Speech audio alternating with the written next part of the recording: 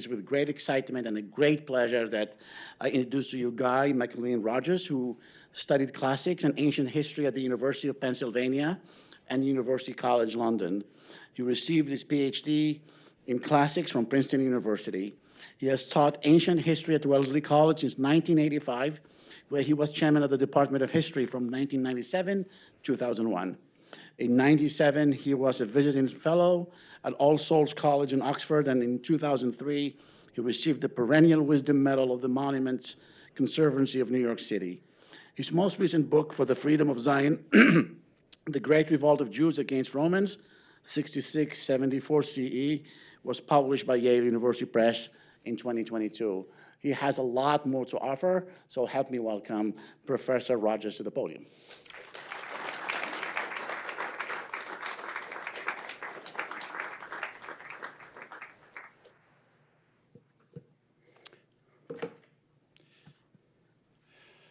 So how is everyone?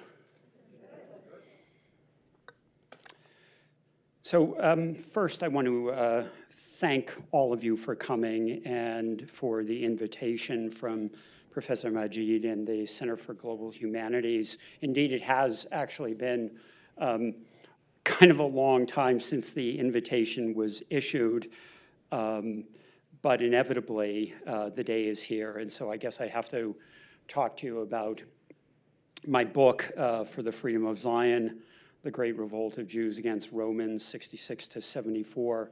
It really is an honor to be invited to address you.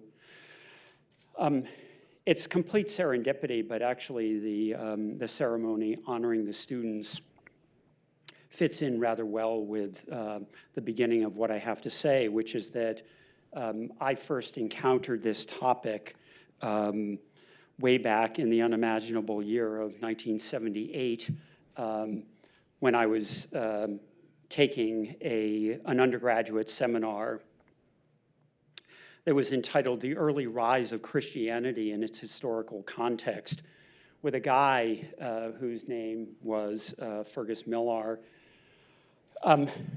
This is how clueless I was when I was 22. I applied to University College London and had no idea who was teaching there. And I sent this Fergus Millar a letter asking if I could come and study Roman history with him. And he wrote me back a handwritten note that it was totally illegible. He had the worst handwriting that you can possibly imagine. But basically, the gist of it was that I was admitted, and I went to my professors at the University of Pennsylvania, and they all dropped on the floor because he was probably the most influential Roman imperial historian of the last 50 years. So they were in total shock. They asked me, "Do you know who he is?" And I said, "No, I don't know who he is." So yeah. The seminar that he was teaching about early Christianity had nothing to do with Christianity. In fact, the only thing that we did that had any relationship to Christianity was reading the Acts of the Apostles in Greek. It turned out that the course was about a first century CE Jewish priest, general, trader, and writer called Flavius Josephus, who I learned later wrote three versions of a history of a first century CE revolt against the Romans. So my academic introduction to the Jewish Revolt and actually to Jewish history in general was somewhat unexpected, but I got kind of hooked on the topic right away. So what Josephus does, of course, most importantly, is describe the destruction of the Jewish temple and then the famous Roman siege of Masada. And those descriptions, even at the time, kind of fascinated and horrified me.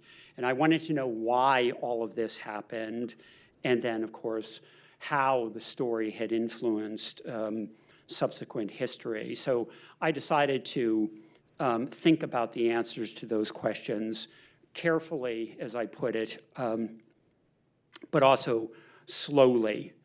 You can do the math. That was 1978, and I wrote the book in 2022, so slowly indeed. In my defense, I had other intellectual interests.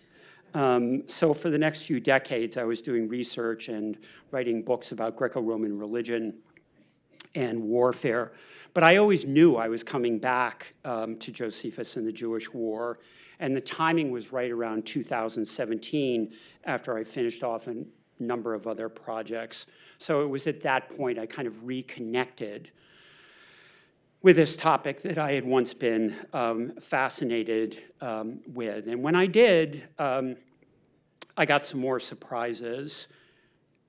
And those included that most of the scholars that I thought very highly of, some of them very, very eminent scholars of the ancient world, had somehow managed to argue that the Jewish revolt against Rome and the destruction of the Jewish temple were not very significant events. There was no, or wasn't much fighting. The war didn't last very long. This is my favorite, actually. This is true. I'm not making this up. Temples were destroyed all the time in the ancient world. And the war's significance for Romans, Jews, and history was and is minimal. Moreover, our primary source, my friend Josephus, was fundamentally unreliable in detail and about larger issues too, such as the causes of the war, its outcome, and its course. None of that actually squared very well with what I had read about the war 40 years before. And also, one of the other things that I was doing over those 40 years between getting interested in this topic and doing something about it was traveling all over the Middle East. I was lucky. I grew up in that generation where, strange young Americans walking over borders throughout the Middle East didn't really bother people all that much. So I had decades going to all of the places that would be central to the topic. From talking with people there, I understood that, in fact, what had happened almost 2 millennia ago had affected countless people up into the present. So this war wasn't another one of the innumerable half-remembered conflicts described in increasingly unread books of both ancient and modern historians. In fact, it was a historical earthquake. The aftershocks are being felt to this day. So, as is my way, what I did starting in 2017 is I went back to living within the first century CE, much to the dismay of my partner and all of my friends and everyone else. When I'm writing my books, I basically am living within the world that I'm writing about. So, what I wanted to find out was whether my scholarly colleagues or Josephus and the people I've met over the last 4 decades were right about what happened. And so that's what I set out to do. It took me 2 years of living in that world, and the conclusion that I came to was that Josephus actually was right about the scale of the war. The war of Jews against Romans during the first century wasn't a small war, and it wasn't short.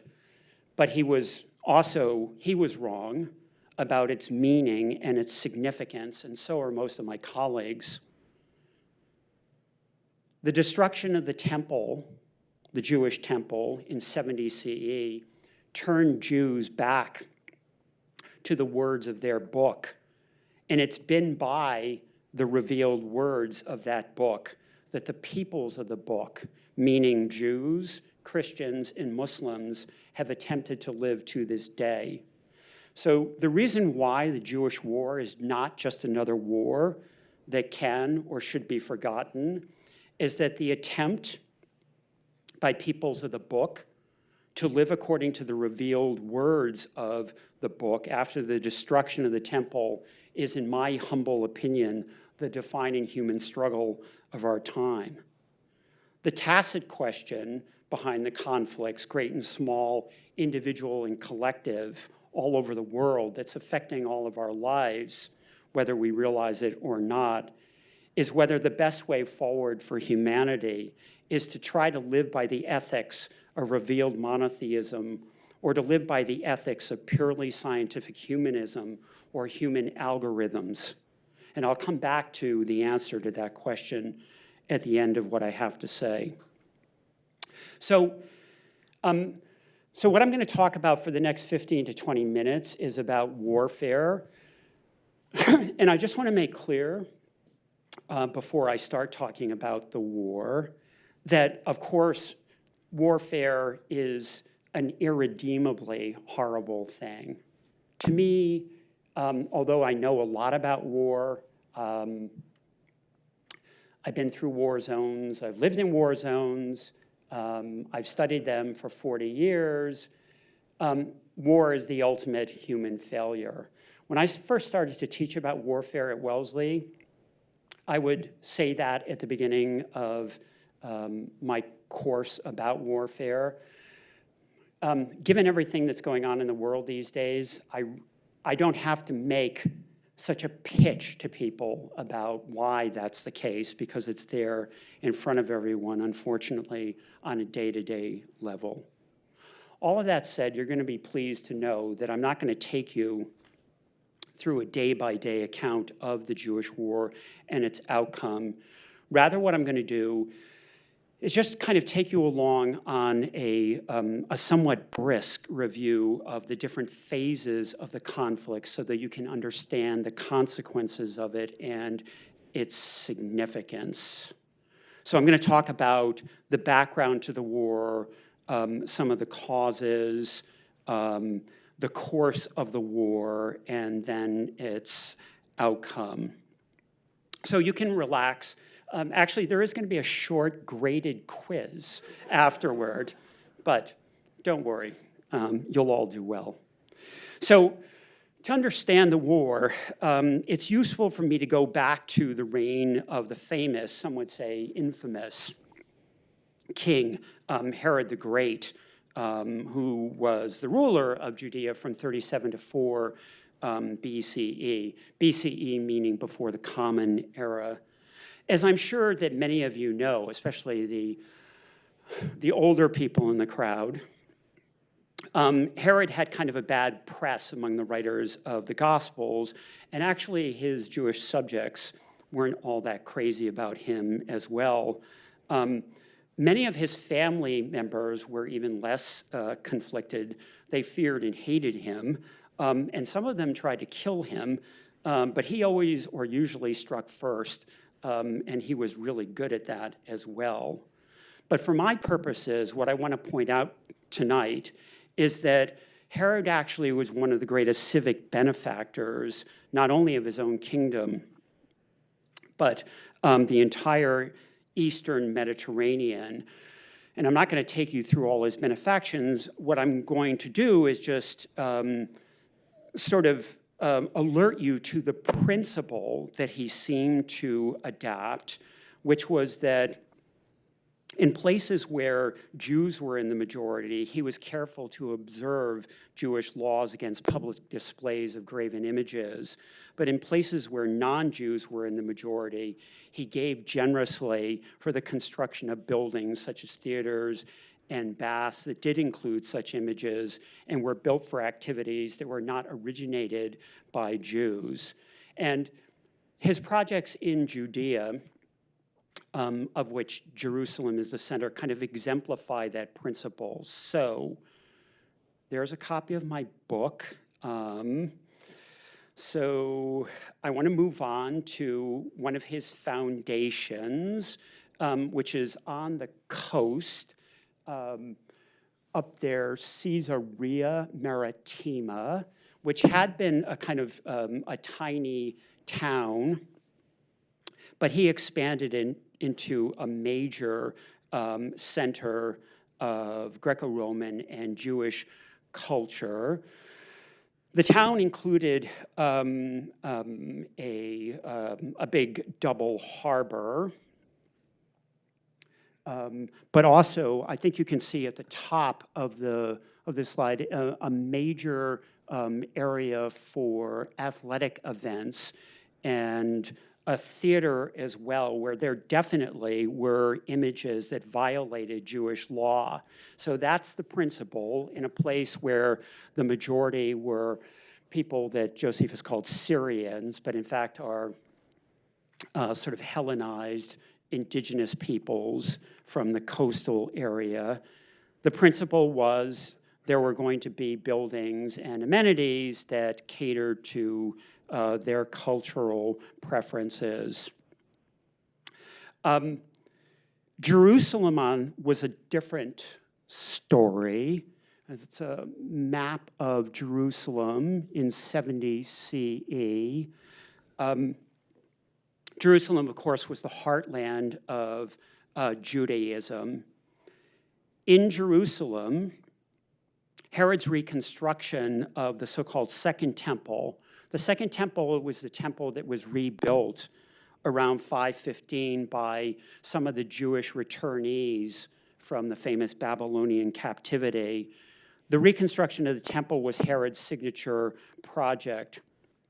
And I just want to pause for a second. Just out of curiosity, have any of you been to Jerusalem? Any of you seen the Temple Mount? Okay, so for those of you who haven't, so there's an amazing aerial photograph of the Temple Mount with the Al-Aqsa Mosque with its beautiful dome in the middle, the gold dome, which you can see. And then over here, on the right-hand side, the Mount of Olives. So the north is up at the top, and this is from the south. Just to give you an idea of the scale of Herod's reconstruction of this Temple Mount, the Temple Mount that you're looking at is twice the size of the base of the Khafre pyramid at Giza in Egypt, which is 706 feet square. So double that size, 35 acres in total, 35 acres.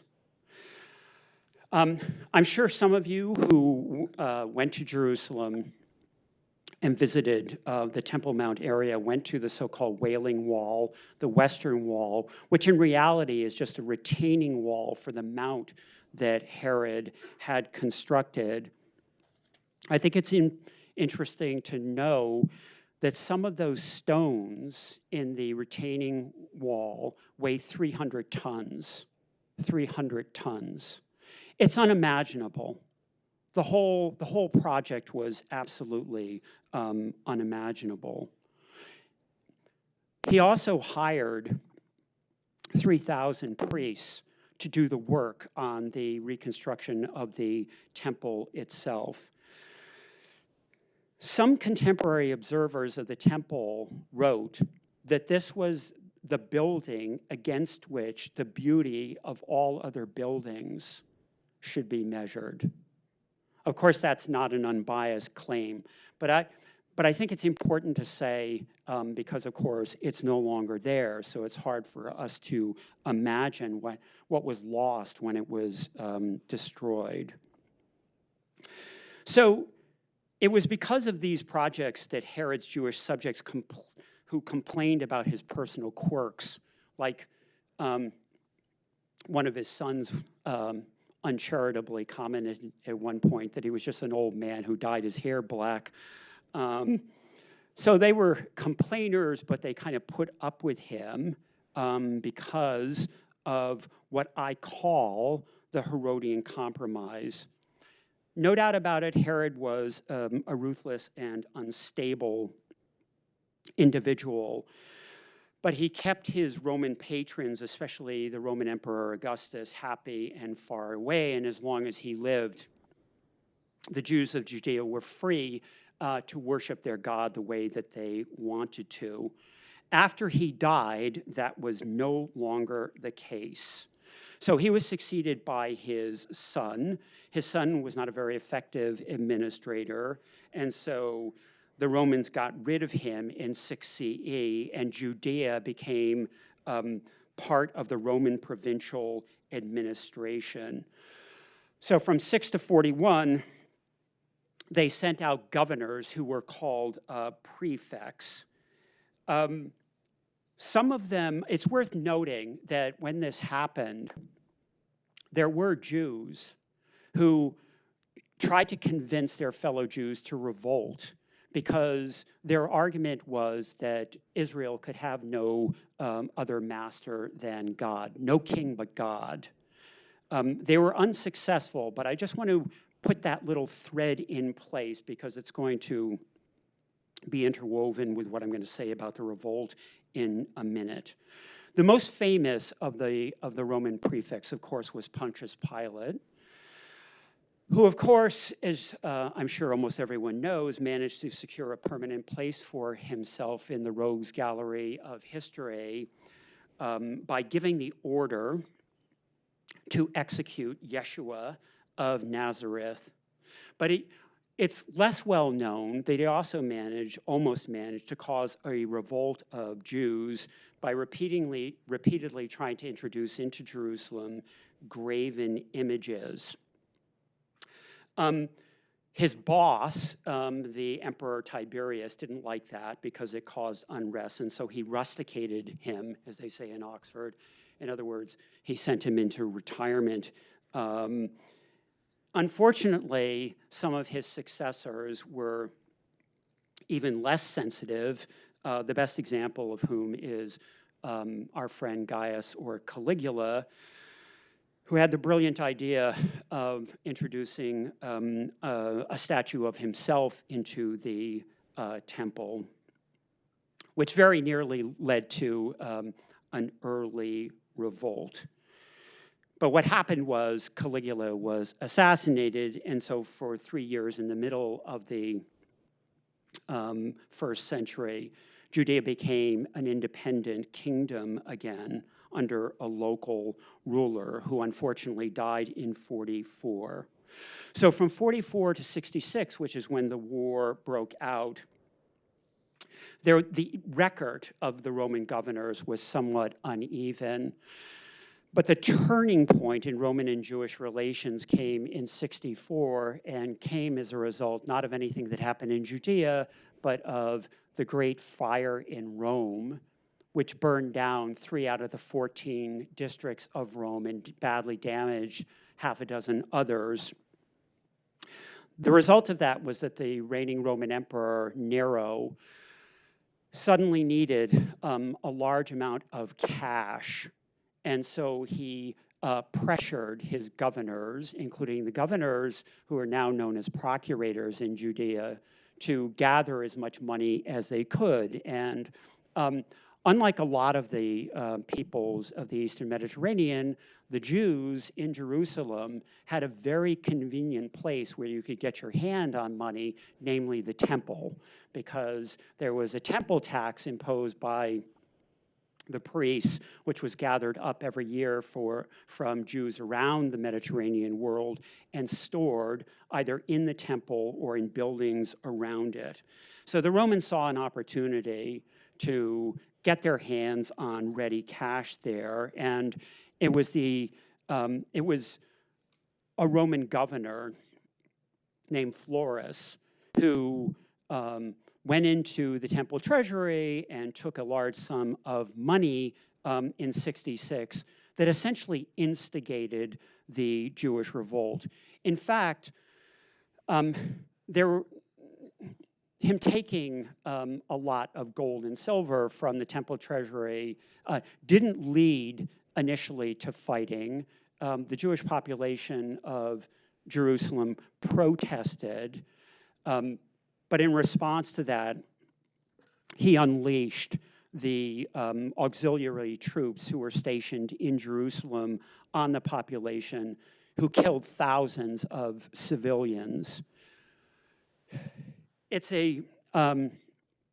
maybe it's a topic for our discussion time, but unfortunately in the history of warfare, there are sort of these climactic moments when if large numbers of people, especially civilians, certainly true in the ancient world, are killed, once blood is shed on that scale, it's really hard for people to draw back from that. The result of these massacres was that the priests in the temple stopped making sacrifices there on behalf of the welfare of the Roman emperor, which in effect was a kind of declaration of independence from Rome. So, at that point, the Jews knew that there was going to be a war with the Romans, and they began to organize a defense of Judea and north of Judea, the countryside to the north, the Galilee. And our friend Flavius Josephus, who was very young at the time, was selected as being the general to organize the defense of the Galilee and part of the Golan Heights as well. So he was sent up into the Galilee. He claims in these versions of the Jewish War that I was talking about at the beginning of my talk that he organized an army of 100,000 fighters. Since they never appear, it's obvious that they were kind of a figment of his imagination. What wasn't a figment of his imagination was that he went around fortifying the towns and cities which they expected the Romans to attack, which was completely understandable because the vast majority of the inhabitants of the areas that he was responsible for lived in these towns and villages. But unfortunately, from a strategic point of view, that was a colossal mistake, because what that ended up doing was drawing the Romans to the fortified towns and villages. And one thing the Roman army was very good at was besieging fortifications. So in early 67, the Emperor Nero sent a very experienced general called Vespasian into the northern part of Israel. And so up into, you can see the Galilee up at the top. And yes, so just below Phoenicia there. So Vespasian was sent there with an army of 51,000 soldiers, 51,000. Just to give you a little sense of scale, my guy, Alexander the Great, conquered the Persian Empire I don't want to cause anyone any anxiety, but he did it when he was in his early 20s. He conquered the Persian Empire, the largest empire that the ancient world ever saw, extending from the Bosphorus to the Indus River. He did it in less than 7 years with less than 45,000 soldiers. So Vespasian showed up with 51,000 soldiers. Within 6 months, he kind of eradicated all resistance in the northern part of Israel. This is a picture of the site of Yotapata or Yodfat in the southeastern Galilee. This is the place where Josephus himself organized the defense and held off the Romans during a siege which lasted somewhere between 37 and 48 days.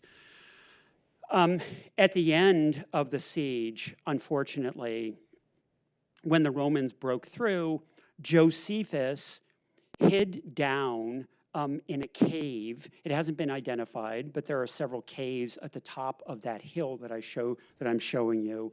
He hid down in the bottom of a cave with some other survivors of the Roman massacre, which took place when they broke through the walls. And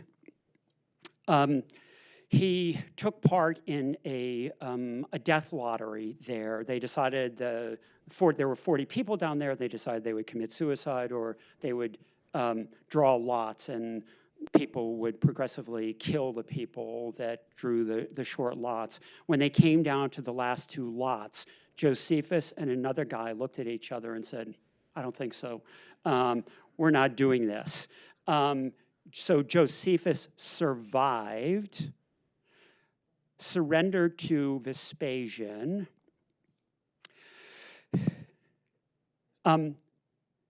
Amazingly, he was brought into an audience with Vespasian, and he told Vespasian that he had seen in dreams that Vespasian was going to be the ruler of the Roman world.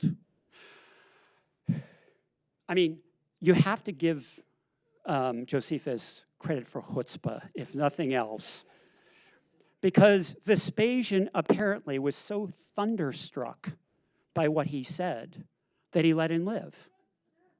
I think he couldn't decide what to do with him. Unfortunately, what happened was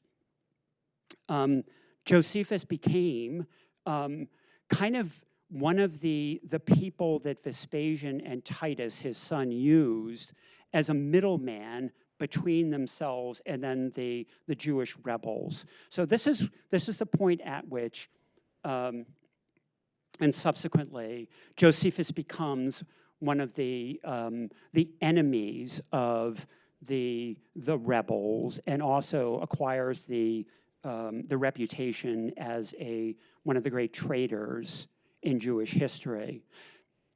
I can say more about that, but I just want, as a little footnote, in the interest of historical fairness, to remind people, however, that before he went over to the Roman side, Josephus had repeatedly faced face-to-face lots of Roman legions and legionaries. He was not a coward. He was not a coward. He may have been a traitor. He was not a coward.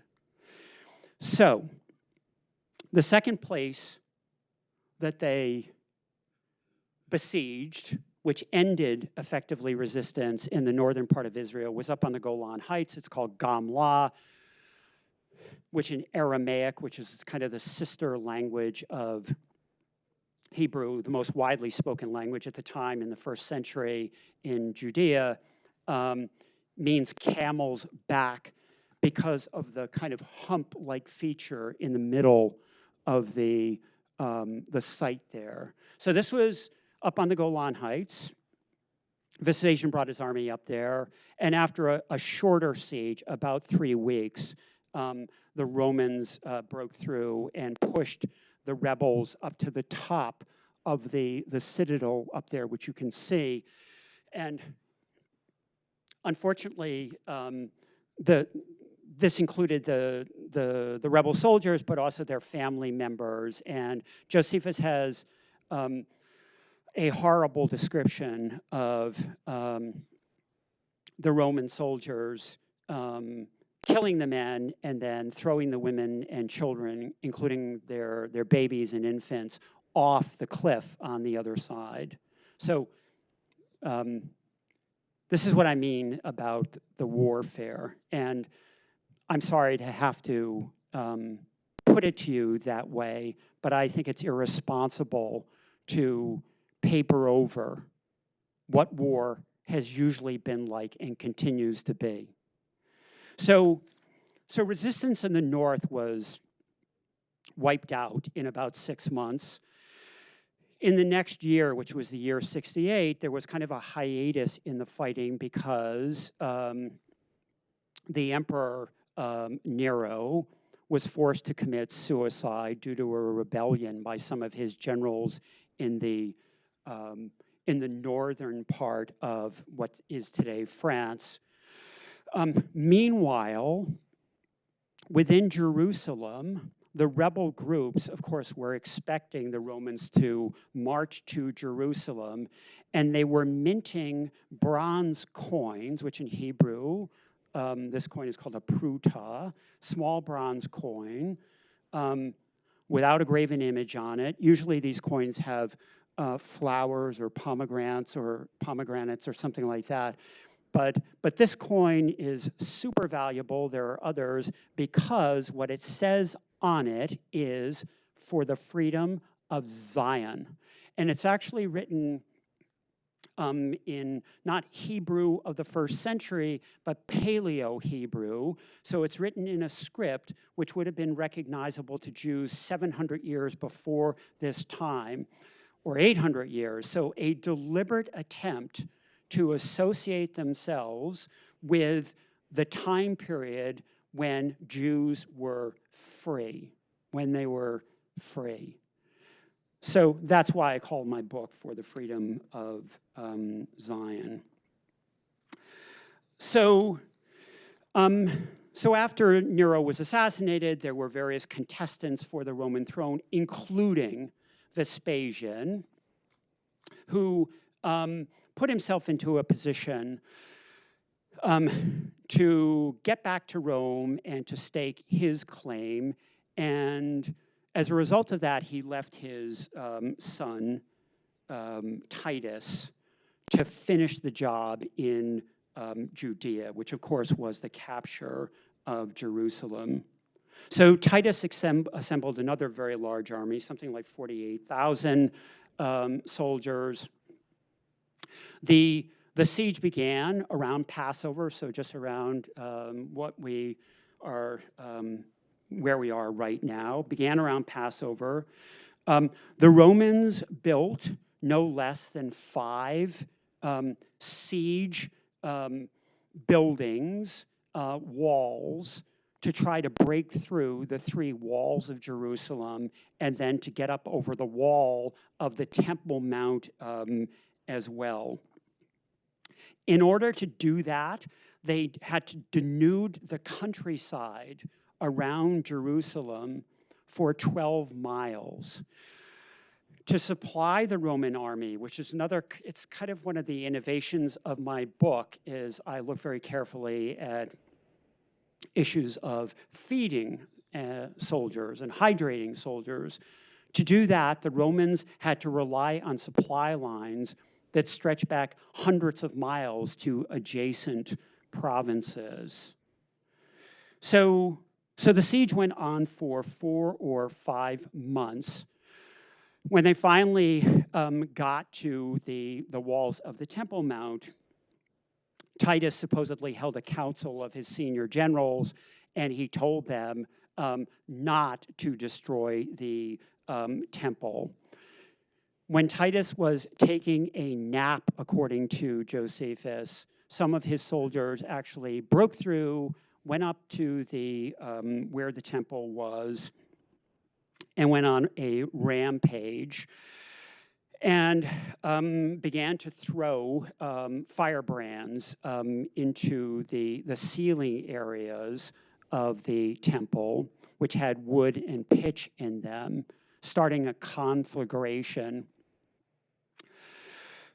There's a huge debate among ancient historians about whether, in fact, any of this is true, whether he really did want them to spare the temple or not. I'm on the side of people who believe that he was responsible for the destruction of the temple. I can talk more about that during the question period. So after Titus went into the temple and came back out, the temple burned down. You can see where the temple is on the right hand, the inset there on the lower right-hand side, with the temple building on the left with the stoas around them. Once it was burned, and actually it's not very well known, but in fact, you can get even very hard stone to burn. You just have to get the fire hot enough. After the temple burned, the Romans went out of their way to pull the stones down. And for those of you who have been to Jerusalem, been around the Western Wall, some of those stones that you see lying out in the street were ones that the Romans intentionally pulled down. After they did that, the Romans went around and in the so-called lower and upper city, so to the southwest of where you see the temple compound, they carried out a massacre and burned that section of the city down. The year after this, the Romans celebrated their triumph in Rome. They had a triumphal procession that Vespasian and Titus were at the front of, that ended at the Temple of Capitoline Jupiter. And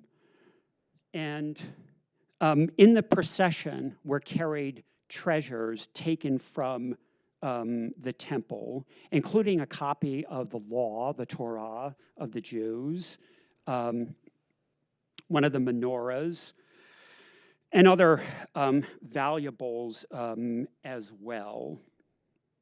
Some of those are depicted on the Arch of Titus. This is a photograph that I took from the Capitoline Hill. You can see in the upper left-hand part of it, part of the Colosseum, which I'll come to in a second. And then on the right-hand side, you can see that arch there. That's the Arch of Titus, the famous Arch of Titus. So about the Colosseum, there's the inner frieze of the Arch of Titus with the menorah, and you can see people carrying other things as well. There's a Jewish captive actually out in front of this. So, of course, when people talk about Rome and the Jewish War, they talk about the Arch of Titus. What you're looking at right now is 1,000 times more significant than the Arch of Titus. 1,000. That's an inscription from the 3rd century CE. So from 220 years after the destruction of the temple. It was originally put up above one of the entryways to the Colosseum, what we call the Colosseum. The reason why we call it the Colosseum, actually, is not because it was called the Colosseum, but because there was a big statue of Helios, a gigantic statue of Helios, next to this amphitheater, which was what it was called. So this inscription was above one of the entryways, and I think you can probably see at the bottom, this is a 3rd century CE inscription. At the bottom of that inscription, can you see the little, the little circular holes there? Okay. So a genius classicist, someone above my pay grade, saw and understood that, in fact, this was a recarved inscription. And so what he did was he traced the lines between those little holes and figured out that this actually was a first century inscription from the time of the Emperor Vespasian.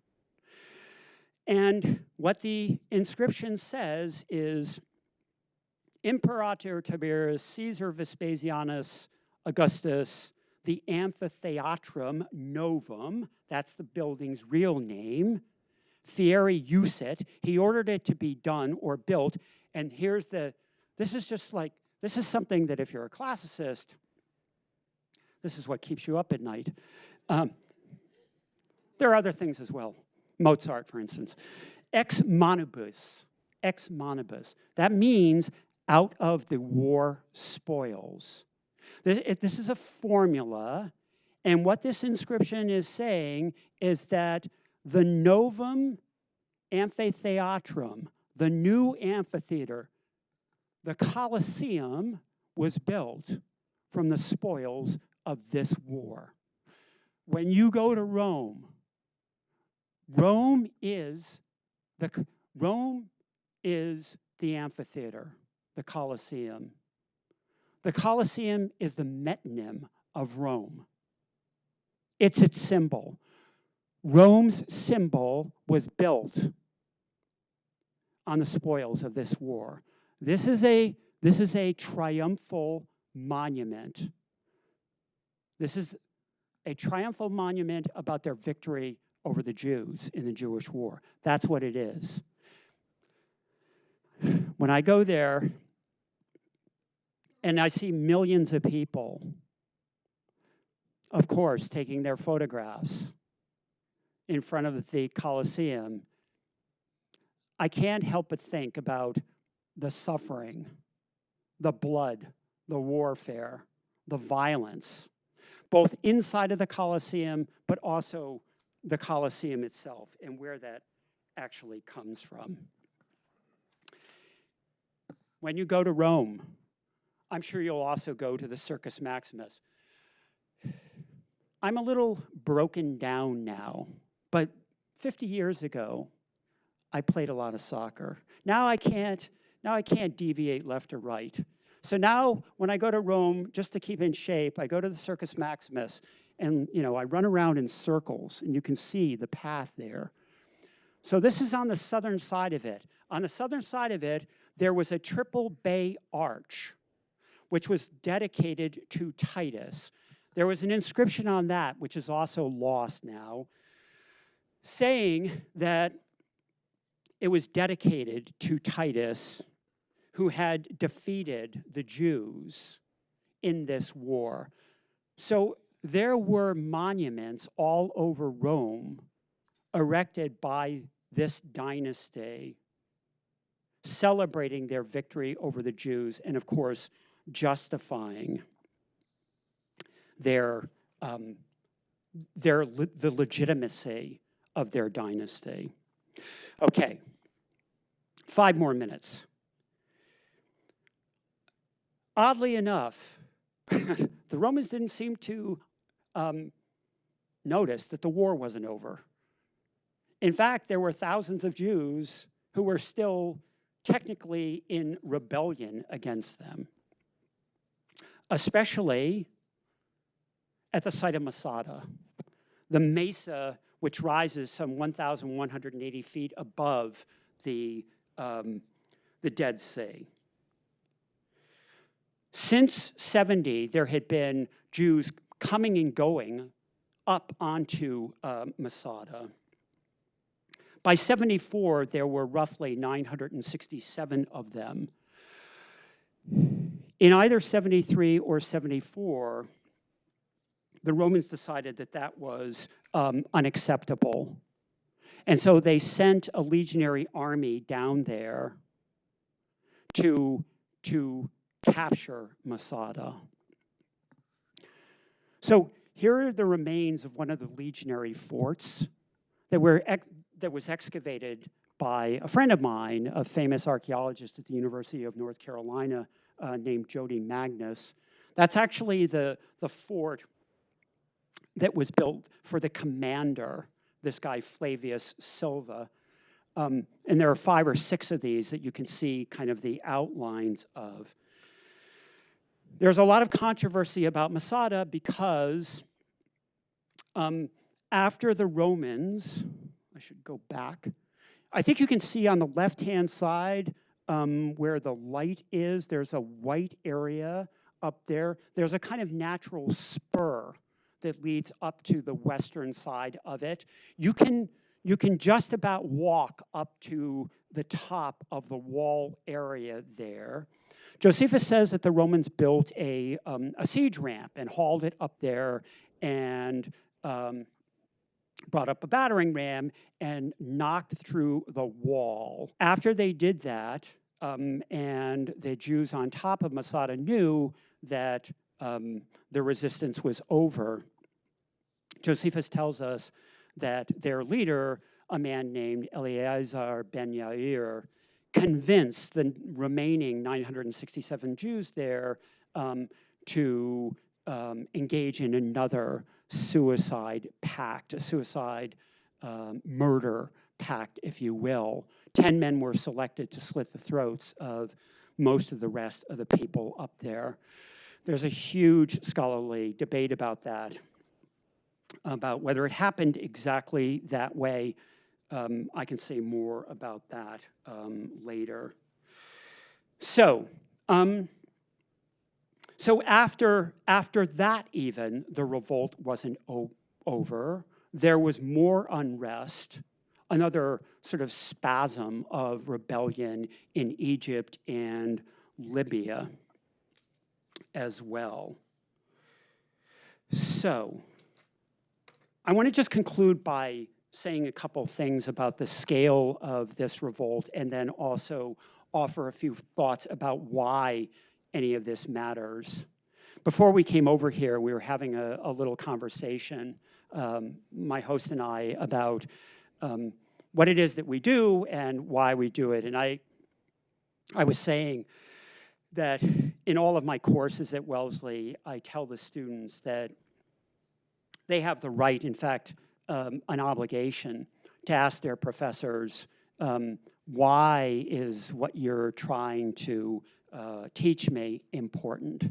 So this is it right here. I'm going to tell you why I think this stuff is important, and not just of interest to people who are who are obsessed with the ancient world.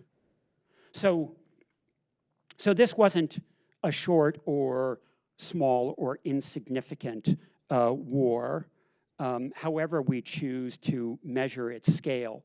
And just to lighten the mood a little bit, I'm just going to kind of point out that if you look at kind of the four main campaigns that the Romans launched during this war. So at the very beginning of the war, Vespasian up on the Galilee and the Golan, Titus during the siege of Jerusalem, and then Flavius Silva at Masada. If you add those up, the food that would have been consumed by the Roman soldiers in those four campaigns, which are roughly half of the war, would have weighed more than all of the hot dogs eaten by all the people who went to every Major League Baseball game, which is approximately 2,340 per year, give or take. Anybody, wild guess, audience participation part. Anybody wild guess how many hot dogs are eaten in a Major League Baseball season? Be brave. That's a little high. You're cheating, yes, yeah. We call that shorting the market. 19 million. 19 million. So 19 million, okay, ballpark francs. I become somewhat of an expert. I'm a vegetarian, sort of, but 1.6 ounces times 19 million hot dogs. Here's the staggering part. I used the 2018 season as my base. You can call this the Rogers metric, incidentally. So in those four campaigns, the Romans consumed more than the total weight of hot dogs, not in the 2018 season, but for 23 seasons. 23. They also drained the equivalent of 14 Olympic-sized swimming pools. And just to give you, a sense of the granular nature of this, so these are based on the lowest possible estimates. I know that a lot of you, or some of you anyway, have been to the Middle East. So we're estimating based on 2 liters of water per day. That's nothing in that environment. In other words, this was a huge undertaking. Huge. I think a good question is, why? Why would they do that? I think that that's something to talk about. But I want to talk about the effects, and then I really will stop and let you have the floor. So what happened? Well, neither the Jews nor Judaism were destroyed by the war's outcome. In fact, Judaism was reinterpreted, revitalized afterward in response to this war, including the destruction of the temple. And it wasn't just the Jews. Christians, polytheists, and Muslims all offered interpretations as well. It's just my estimate, but I think that the majority of Jews alive today probably follow the Herodian model of observation and engagement with non-Jews that I was talking about. They argue that it's possible to be both a Jew and a Roman, both legally and culturally. But in fairness, there are others who argue they reject the Herodian model, arguing that it is not possible to have Caesar as master after God. There is only one king of Israel. So here's the serious part. So, as you well know, many unforgivable crimes have been perpetrated against Jews since 70 CE. Moreover, to speak the truth, which is what historians are supposed to do, hatred of Jews just for being Jews continues. Nevertheless, the debate about the origins, the course, and the outcome of the failed revolt is a sign of survival, and I think ultimately victory, because the Romans won the war, but the Jews won the peace. Titus, when he went into the temple, was looking for some kind of treasure, and what he found was nothing.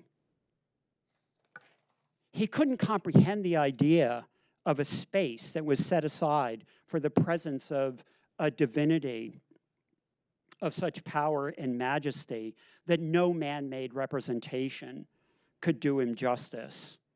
So he destroyed the house of that presence, and thereby he thought he'd conquered the God of Israel. And his father in the Roman Senate gave him that triumph that I was talking about before as a reward. But what they failed to understand was that that divine presence lived in something that's much harder to destroy, which is a book that ancient Jews believed was written by God himself, or at least had been divinely inspired. Unlike the temple, the book was transportable and could be reproduced infinitely by word of mouth and in writing. Books are not susceptible to sieges. And because the book survived, there was and there still is a voice and there is a plan. There's a purpose, and history has a meaning. The destruction of Herod's temple by the Romans was a terrible precondition for a return to God's presence and mastery through his words and the continued interpretation of them. Vespasian and the Romans destroyed the sacrificial cult of the Jews and thought that they had defeated the God of Israel, but they were wrong. What they'd done was to ensure his victory. Of course, it's very hard to know what God is thinking. After the temple was gone, Jews were turned to God's word. So, almost 2,000 years later, out of a world population of some 7.88 billion, some 30 million Jews, 2.2 billion Christians, and 1.9 billion Muslims still read and try to live by the commandments, the mitzvot in Hebrew, of Israel's God. Today, there are those who argue that we should forget the past and no longer try to live by those commandments. In their place, we're being told that we can live by ethics based upon a purely scientific history of human life, or ethics produced by algorithms and revealed to us by intelligent machines. Recent reports of the attitudes of such machines toward us and a better future for humanity, I would not say are encouraging. Thank you. Thank you.